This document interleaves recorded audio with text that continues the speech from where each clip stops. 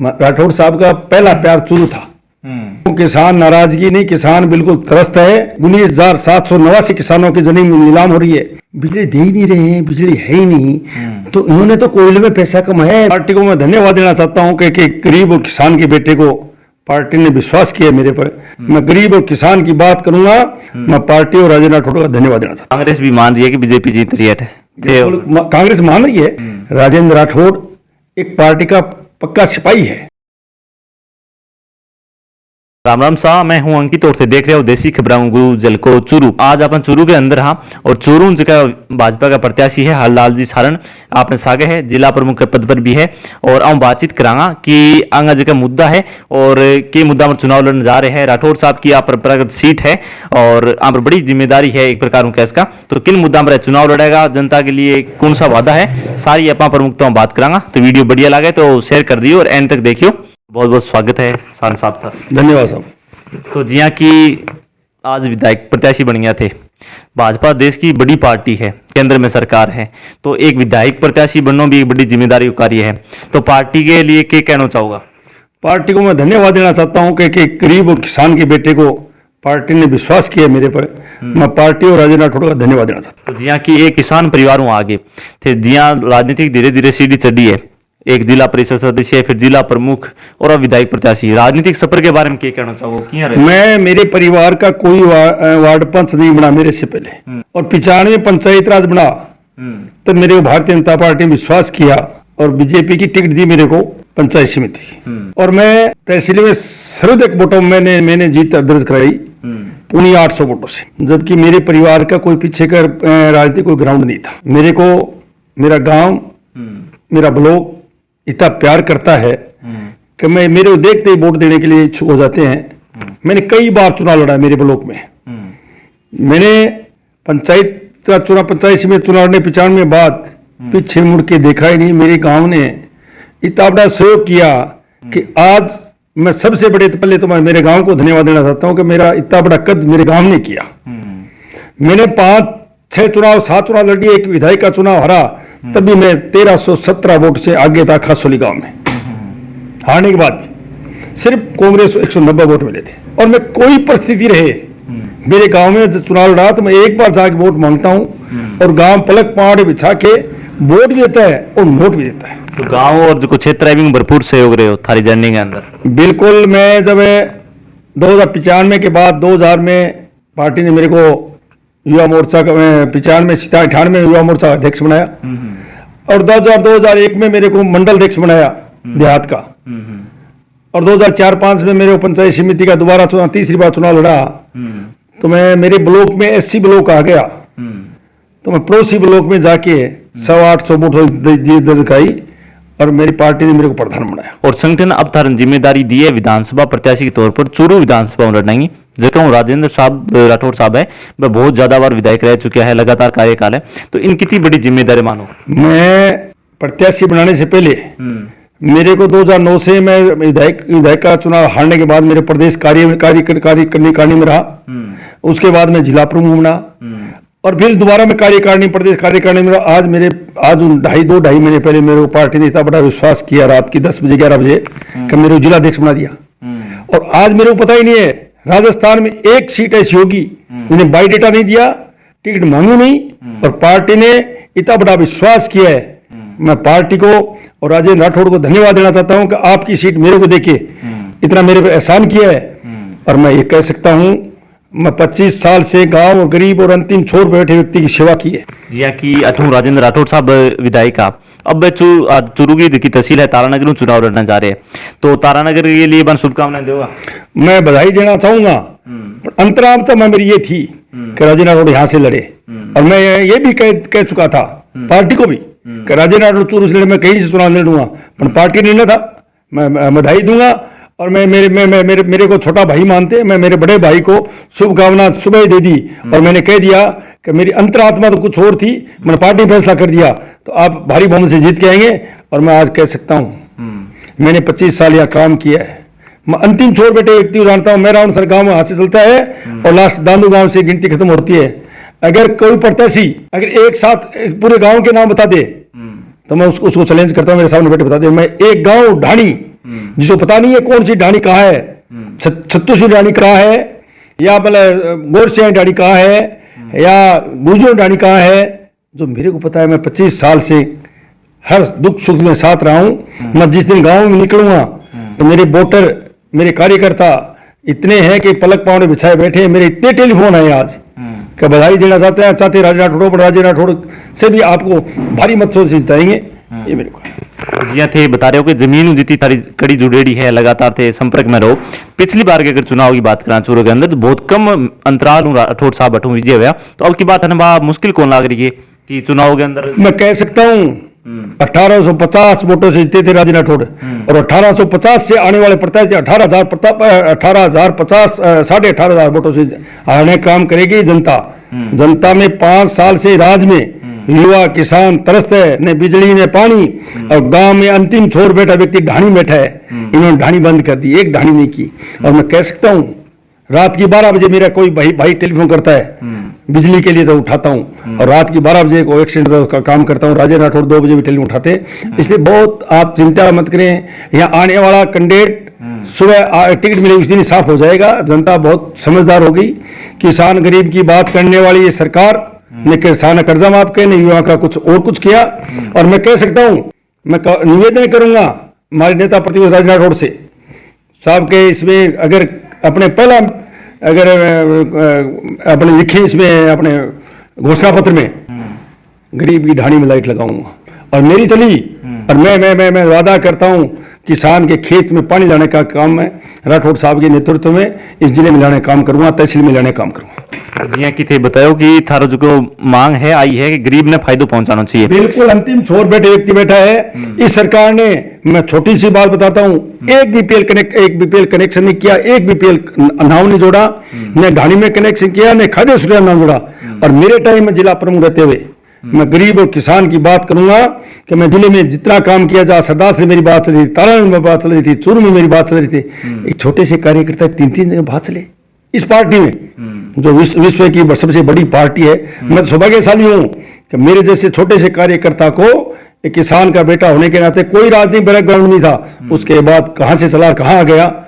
मैं तो बड़ा पार्टी का आभारी हूं कि इनको धन्यवाद देना चाहता हूं राठौड़ साहब और प्रदेश और देश के नेतृत्व को कि मेरे जैसे छोटे कार्यकर्ता को इतनी बड़ी जिम्मेदारी दी है।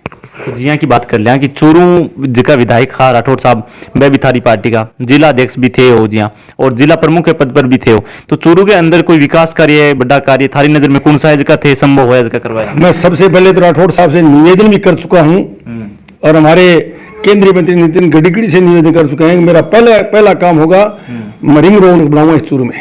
रिंग रोड ये मेरा पहला वादा भी होगा और मेरा पहला काम भी होगा कि रिंग रोड बनाऊंगा।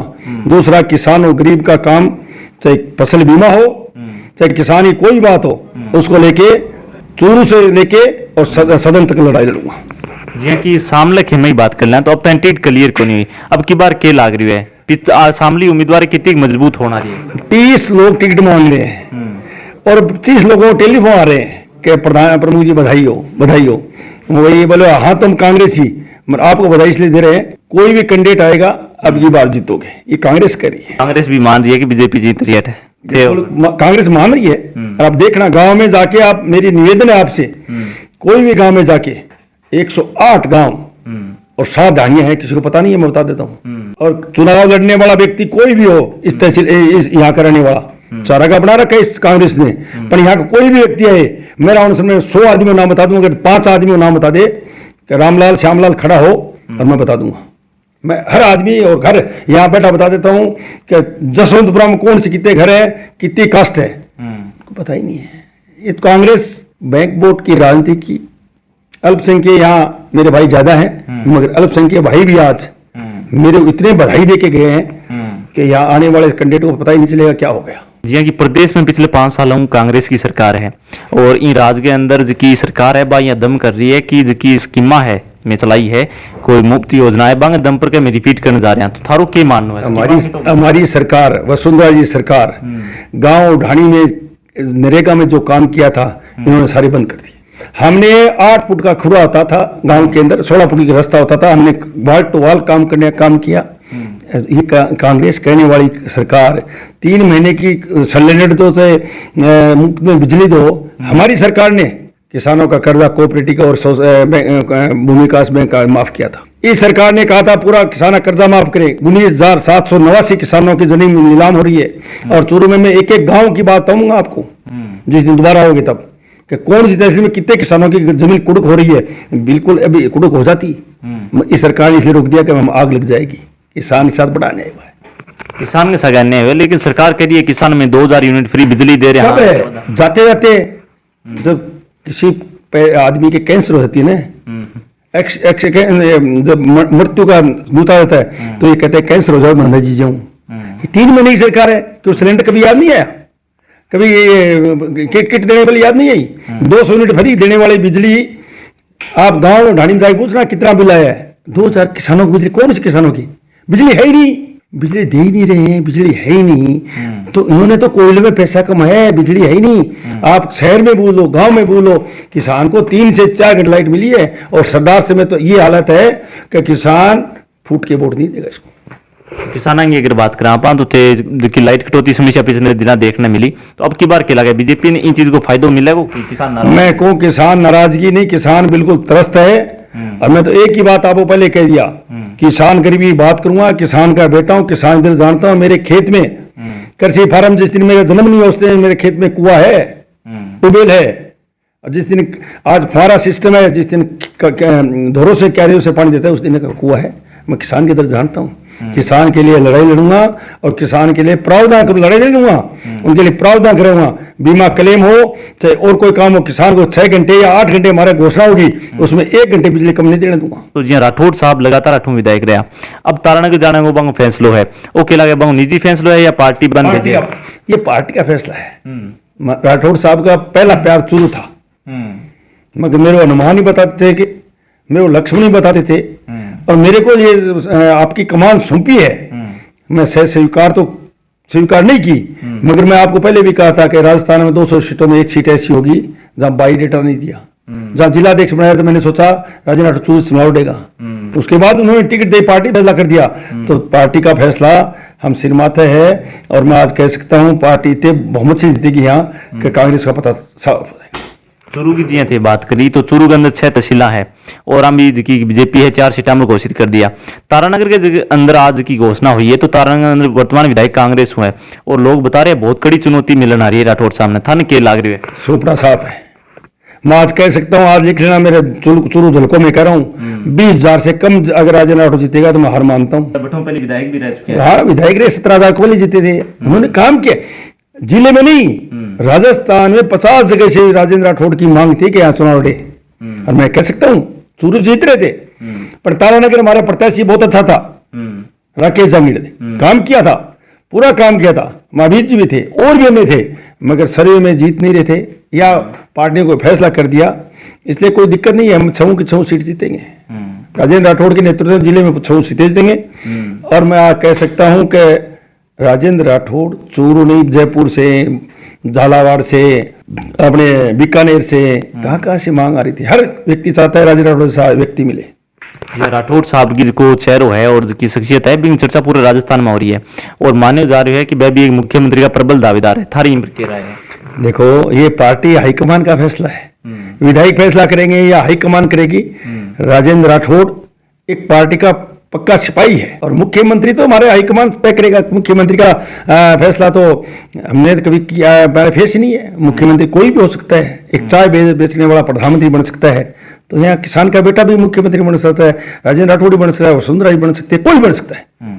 तो राजस्थान में भाजपा एकजुट होकर चुनाव लड़ रही है, बिल्कुल एकजुट। आप देख रहे हो, कांग्रेस 33 सीटें, बीजेपी ने 125-125 सीटें अनाउंसमेंट कर दी उससे पहले, उसके बाद 33 सीटें रो की कर रही है।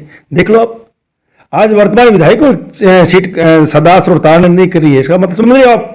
इनके पीछे क्या कारण लाग रहे थे? सारे मुख्यमंत्री बने थे चूरू राजस्थान में, सारे विधायक मिनी मुख्यमंत्री बन के लूट का मजारा बना दिया। लूट की झूठ करके पैसे लेने का काम, लूटने का काम, अफसरों ने क्या क्या किया है अब पता लगा।